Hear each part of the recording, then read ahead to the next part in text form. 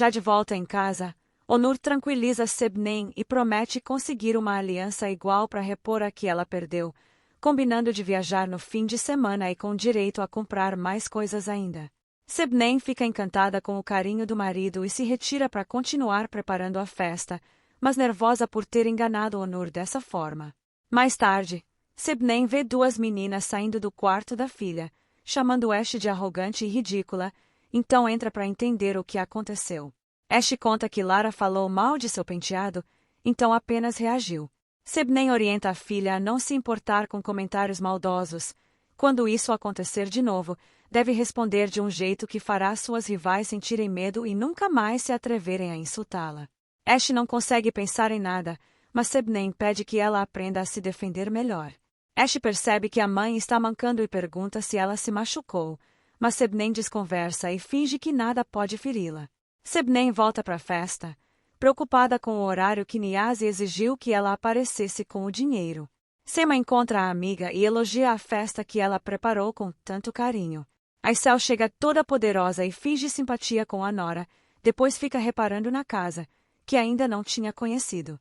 Sebnem finge que foi Onur quem inventou de comprar uma mansão exagerada, mas Aisel sabe muito bem que a Cascavel é a responsável por essa mudança.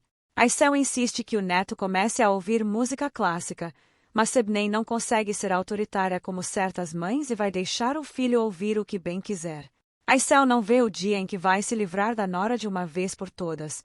Suna se aproxima, e a dupla finge que se ama como mãe e filha para manter as aparências. Aisel chama um funcionário com o presente que trouxe para a norinha tão querida, alegando que combina com a casa. Sebnem fica sem reação ao ver o trambolho. Onur chega e diz que a mãe tem um ótimo gosto, o que não é verdade se observarmos bem a carranca. Sebnem entra em casa e encontra uma conhecida, então mente que vai ter que sair para ajudar a buscar umas bebidas porque ficaram sem álcool e pede para a moça ajudá-la a disfarçar que a anfitriã não está na própria festa. Niazi aguarda por Sebnem num beco e vai para um canto para urinar. Sebnem sobe uma ladeira reclamando de dor nos pés, até chegar no local marcado com o cretino. Niazi repara bem na ratazana e reconhece como ela mudou para melhor fisicamente, mas por dentro deve continuar sendo podre e deve ter feito poucas e boas para conseguir tanto dinheiro. Sebnem joga a bolsa no chão e exige que o nojento não a incomode nunca mais, mas Niazi não vai se contentar com pouco e quer que Sebnem o pague todos os meses, senão vai desmascarar a vida perfeita da ratazana. Sebnem ameaça denunciar o safado para a polícia e usar o poder de seu marido para acabar com ele, mas Niazi não sente um pingo de medo e mete um tapa na cara de Sebnem que a deixa tonta. Niazi garante que vai acabar com o teatro da ratazana e espera que o marido e os filhos dela nunca mais a queiram ver quando descobrirem a verdade. Sebnem não aceita ser humilhada, então pega uma barra de ferro e apunhala Niazi na barriga, pois não vai permitir que ele se atreva a separá-la de seus filhos. Niazi agoniza no chão enquanto perde sangue, até morrer como o rato imundo que é. Sebnem volta para casa e tenta se acalmar depois de ter assassinado Niazi. Sebnem troca de roupa e descarta as que estava usando que ficaram manchadas de sangue. Sebnem volta para a festa tentando fingir tranquilidade. Aisel percebe a nora um pouco estranha e imagina que aconteceu algo, deduzindo que Sebnem deve ser até bulímica para se manter esbelta e deve ter vomitado tudo o que comeu. A loira encontra Sebnem e estranha ela ter trocado de vestido. Sebnem inventa que o outro ficou apertado porque saiu da dieta essa semana. Sebnem sobe ao palco para fazer um discurso e declara seu amor por Onur, ressaltando todas as virtudes dele como homem, marido e pai de seus filhos. Sangue começa a pingar do porta-malas do carro de Sebnem. Onur pede a Rojo para buscar umas garrafas de uísque e deixou na garagem. Rojo vai à garagem e pisa no sangue espalhado, mas não percebe e sai com os saltos sujos. Sebnem fica reparando na funcionária caminhando pela festa e se dá conta que ela está deixando um rastro vermelho por onde passa, então pega uma garrafa de vinho e corre para despejar no tapete da sala, disfarçando as marcas de sangue com as da bebida. Um conhecido passa na porta e Sebnem dissimula que estava só reparando que alguém sujou seu tapete branquinho. Mais tarde, Sebnem e Onur se despedem dos últimos convidados da festa no final. Sebnem espera todas as pessoas da casa dormirem para dar um jeito no que começou com Niazi, que está escondido no porta-malas sem vida. Sebnem relembra quando o capanga de Selahattin lhe explicou que não havia como comprovar um assassinato se não houvesse um cadáver, então bastava limpar tudo e não haveria provas.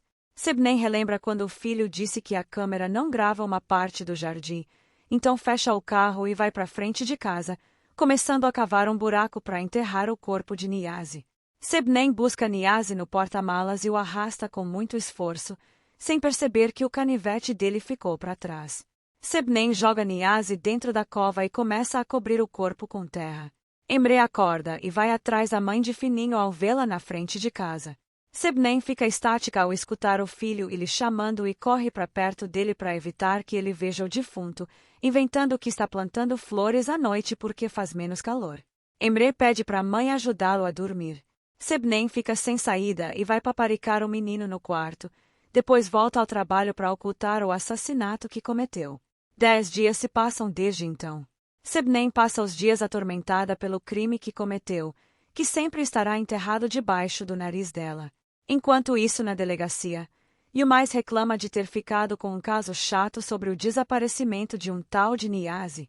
Mesut se interessa ao ouvir o nome e pega a ficha, descobrindo que é o mesmo cara que faz parte da máfia de Esmirna, então conta que guarda um profundo rancor desse maldito, pois ele ajudou a sumir com seu colega Burak há muitos anos. Yilmaz conta que Niazi saiu da cadeia na semana passada e viajou de Esmirna para Istambul, mas não tiveram mais notícias dele após isso. Mesut aposta que Niazi foi morto para queimar arquivo e suspeita que Selahattin tem algo a ver, por isso vai se meter nessa investigação. Mesut visita o carro abandonado de Niazi num beco e procura pistas com os colegas. Mesut encontra uma revista aberta bem na página de uma mulher e pergunta se Yilmaz a conhece. Yilmaz diz que ela se chama Sebnem Gomoscu. Mesut percebe que na matéria a Dondoca está dizendo que a mãe a amava muito, em vez de dizer que ama a mãe. Yilmaz não entende o que isso tem a ver, mas promete passar o caso pro amigo se ele conseguir descobrir algo.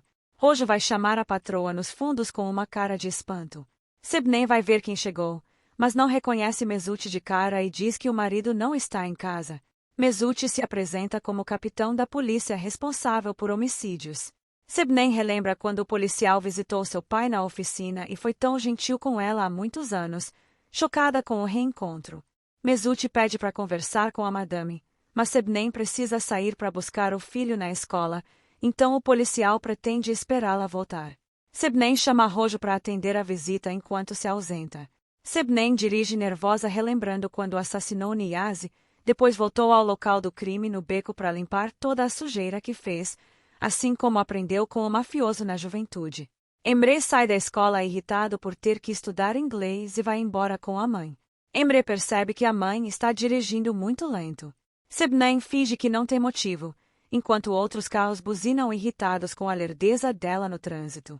Rojo recebe os funcionários da lavanderia que trouxeram o tapete limpo das manchas de vinho.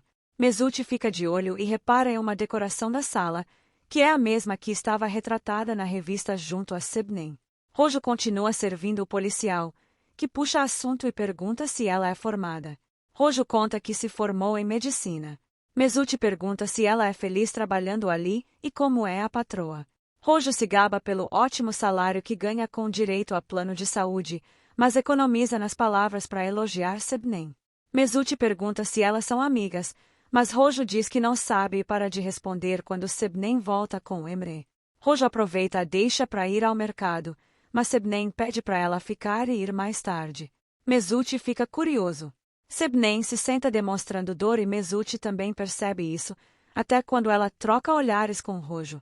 Sebnem mente que são as dores do Pilates e que Rojo sempre a aconselha a se cuidar melhor. Mesut pergunta se ela é próxima da funcionária. Sebnem diz que elas ficaram amigas ao longo do tempo, já que passam a maior parte do dia sozinhas em casa.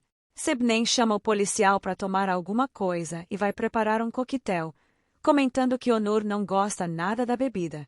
Mesut repara que ela sempre fala do marido.